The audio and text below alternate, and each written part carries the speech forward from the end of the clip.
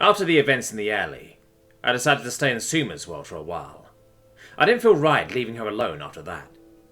I was worried about her, and in truth, I didn't want to be alone either. I couldn't stay at Suma's house. She lived halfway up a mountain, but there was lodging in town that was usable. It was meant for familiars, but the staff was helpful and used magic to make it semi-livable so I could stay in it for a few days. Suma was having a hard time with everything. She blamed herself for the noble's death, even though I was the one who did it. I was holding together. Honestly, I didn't know how to feel. I broke down a few times, but never in front of her. After a few days, and after getting word from the guards that the other two nobles that had been in the alley had been arrested and stripped of their noble ranks, I went home for a while. I reappeared back in my apartment, my groceries still on my couch waiting to be put away. I just stood there for a moment, in the silence, waiting for something to happen, for some unknown pin to drop and signal some terrible event, but despite my feelings I knew that wasn't going to happen. I put my groceries away and sat on my couch. I had been through a lot. I was attacked, I killed a man, even if it was self-defense, and I had been interrogated by police. I'm not a genius, but even I know I was messed up.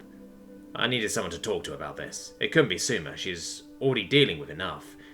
I decided to talk to a therapist. Obviously I can't tell her everything or I'll be institutionalized for insanity and delusions. However, if I keep this all bottled up inside, I might actually go insane. Assuming I'm not already. Fantasy Birdlands and all. I searched the internet for nearby therapists and psychiatrists that deal with this type of issue, then prayed that I wasn't put on a watch list of my searches.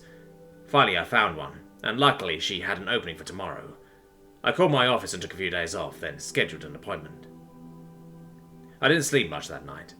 I tossed and turned thinking about what happened. I did fall asleep but woke up every few hours. After about 4 attempts I decided to stay awake. I looked over at the clock and it said 6 AM. My appointment was for 10:45 AM. Eventually I left for the appointment, 45 minutes early, even though it was a 15-minute drive at most. I simply couldn't take waiting in my apartment any longer. "Hello, and welcome to Maxwell Private Therapy. Do you have an appointment?" the secretary asked, as I walked through the double doors of the building. Yes, I have an appointment for Jake Vendel," I said. She turned to her computer and typed something in. Yes, 10:45 for Dr. Maxwell. You'll like her, she's very popular.